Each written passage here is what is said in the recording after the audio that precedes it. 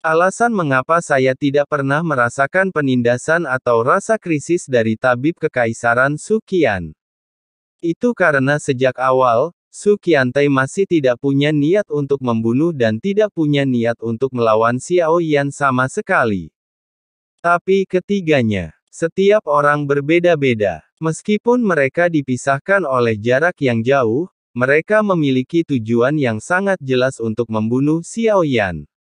Justru karena inilah Xiao Yan dapat merasakan krisis yang belum pernah terjadi sebelumnya. Namun, Xiao Yan tidak mengenali ketiga orang ini, dan tidak tahu mengapa mereka datang untuk membunuhnya.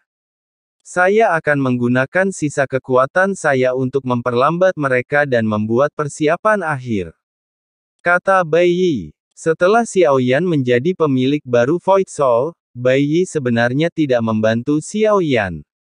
Sebaliknya, sebagai mantan pemilik jiwa penggerak, ia mengirim teman seumur hidupnya pada perjalanan terakhirnya. Berkat kenaikan jiwa gila Xiao Yan, jiwa alam gioknya terus-menerus memurnikan obat. Meskipun dia belum berhasil menembus alam void, dia sebenarnya telah membuat terobosan yang sangat bagus. Hanya saja dia butuh kesempatan seperti ini untuk menerobos. Dengan bantuan kekuatan ini, Xiao Yan menggunakan kekuatannya yang paling gila untuk mengambil alih tubuh keempat Raja Roh dan pria itu. Laut pasir bintang ditutup dan sekarang tidak mungkin untuk masuk atau keluar. Fuxing dan kelompoknya mencoba menyerbu ke arah Xiao Yan, tetapi sekeras apapun mereka berusaha, mereka tidak dapat mendekati Xiao Yan. Ruang di sini tampak tidak teratur, dan Xiao Yan berada tepat di depan mereka. Tetapi mereka tidak dapat menyentuhnya sama sekali, yang menyebabkan mereka meraung liar. Namun dia tidak berdaya dan hanya bisa duduk bersila dan memusatkan pikirannya untuk melawan kekuatan dahsyat Xiao Yan yang merasuki tubuhnya. Kelima orang ini semuanya sangat kuat, dan bahkan lebih kuat dari tubuh aslinya, jadi sangat sulit bagi Xiao Yan untuk memiliki tubuh mereka. Lebih parahnya lagi, mereka mengambilnya pada waktu yang sama. Ada 5 orang di rumah itu. Tak lama kemudian, Xiao Yan menyadari bahwa dia terlalu agresif. Kekuatannya tidak cukup. Namun, Xiao Yan tidak menyerah dan pikirannya bergerak sedikit. Dia melepaskan Yongdong, yang telah lama disegel di 9 gerbang. Yongdong telah lama berada di 9 gerbang, tetapi dia tampaknya tidak memiliki rasa dendam. Lagi pula, dia telah berlatih selama ratusan tahun, dan dalam sekejap mata, dia benar-benar membenamkan dirinya dalam pengasingan. Yongdong membantuku. Aku tidak tahu apakah akan berguna menggunakan kekuatan kepemilikan Yongdong. Saat ini Xiao Yan tidak bisa terlalu khawatir dan hanya bisa mencoba segala cara yang mungkin. Begitu dia selesai berbicara, Yongdong benar-benar mengirimkan kekuatan kerasukan dan menggabungkannya ke dalam Xiao Yan. Xiao Yan langsung mengangkat alisnya sedikit. Beberapa spekulasi dapat dikonfirmasi lebih lanjut. Dengan tambahan kekuatan kepemilikan Yongdong. 5. Pria itu mengerang. Darah mengalir dari sudut mulutnya. Pikiran mereka sedang mengalami goncangan hebat.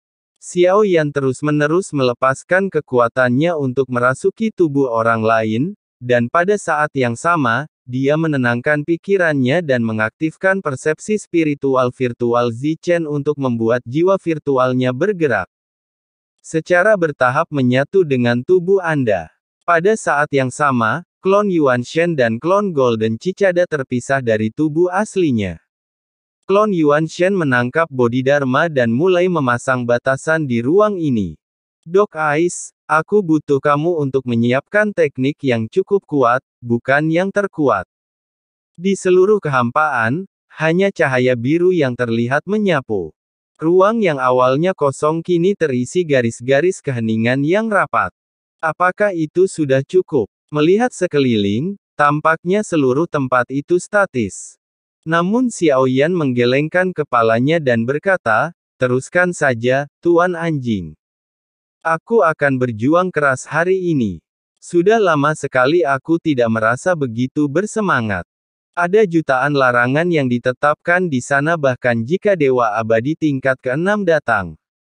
Siapapun yang melihatnya akan ketakutan setengah mati karena ia terus memancarkan cahaya biru yang tak terhitung jumlahnya dan tetap diam. Gunung-gunung dan pepohonan hijau tersusun rapi seakan-akan hendak mengisi kehampaan, namun kini tak lagi sama seperti dulu. Bukannya sebelumnya aku melarikan diri karena tak sanggup menghadapi tantangan, tapi kini aku tak akan melarikan diri lagi. Untuk menjadi benar-benar kuat, Anda harus menghadapi pertempuran, terutama pertempuran yang mustahil. 3 tingkat kelima, para Dewa Abadi mungkin tidak terkalahkan. Melihat banyaknya area terlarang di sekitarnya, Dok Ai masih berusaha semampunya untuk menatanya. Dia tidak pernah gagal pada saat kritis seperti itu.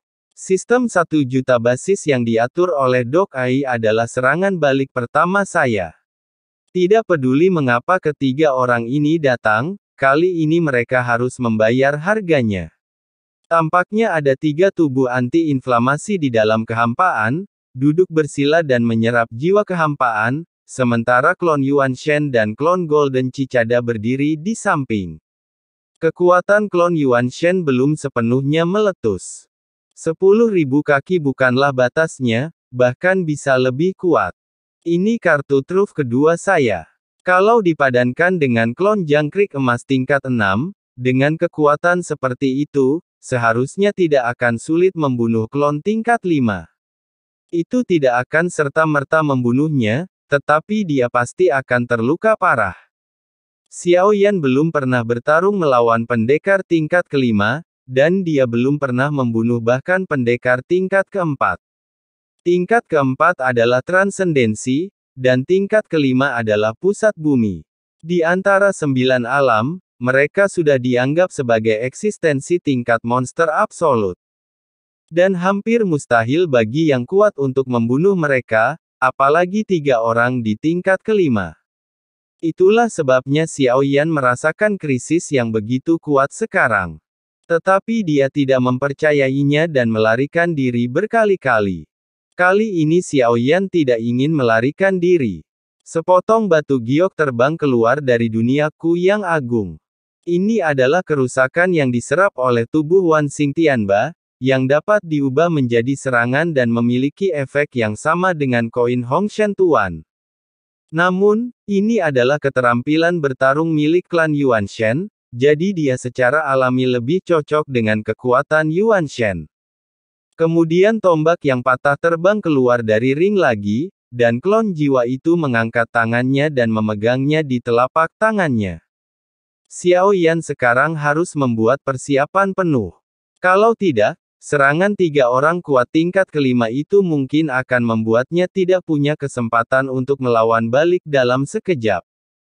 Meskipun tombak itu patah, tombak itu memancarkan fluktuasi yang mencengangkan, dan darah serta energi dalam tubuh klon jiwa dilepaskan pada saat dia memegang tombak yang patah itu. Terjadi ledakan keras, dan dia benar-benar melampaui leluhurnya. Jiwa hampir mencapai negara kuno. Hanya saja itu bukan klon jiwa yang telah menerobos ke alam kuno. Sebaliknya, tulang belakangnya yang patah itulah yang memberinya energi dan darah, sehingga ia bisa berada sangat dekat dengan alam kuno. Sangat disayangkan klon jiwa gagal menembus alam kuno, jika tidak, kekuatan tubuh jiwa akan menempati 3 tingkat kelima ini. Saya sebenarnya cukup percaya diri. Xiao Yan bergumam, tetapi kekuatan Broken Spin itu di luar imajinasinya dan dapat menjadi salah satu gerakan mematikannya. Kekuatan Starbreaking Confidence sepenuhnya adalah sisa darah dan energi yang diberikan oleh mantan tuannya. Aku jadi penasaran, tingkat jiwa manakah pemilik yang menggunakannya? Ada satu hal lagi, yaitu kepala MRT, yang berguna kecuali jika sedang dalam keadaan genting. Tidak akan mudah menggunakannya. Mata klon jiwa terbuka dan tertutup, dengan 2 bintang di mata mereka. Itu adalah kemampuan yang telah digunakan Xiao Yan, disebut simbiosis, yang memungkinkannya membangun hubungan simbiosis dengan semua makhluk hidup di sini. Dengan demikian memanfaatkan kekuatan ki dan darah. Dan ada 2 bintang di tubuh jiwa ini, dan 1 bintang dengan kemampuan mencari pusat, yang belum dikembangkan. Xiaoyan, antara pembukaan dan penutupan. Klon jiwa itu meledak dengan tekad yang kuat, dan dia ingin melihat kemampuan jiwanya yang lain. Apa sebenarnya itu?